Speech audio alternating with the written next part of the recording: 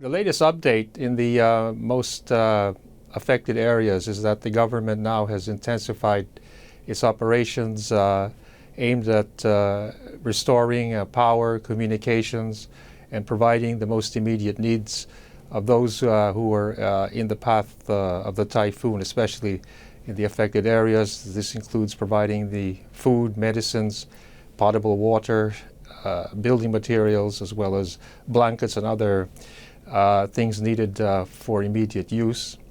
Yesterday, the President declared a state of national calamity, which will enable the government to utilize more resources to provide rescue, relief, and rehabilitation.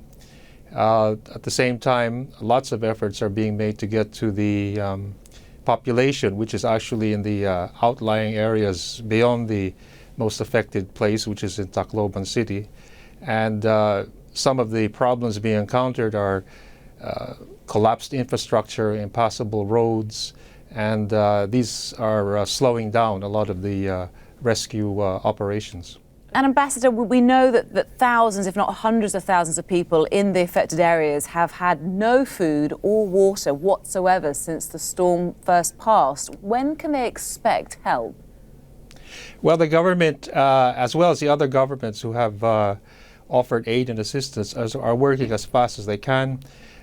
Food is trickling in, as well as medicines in the most of the outlying areas, especially around Tacloban City and Samar.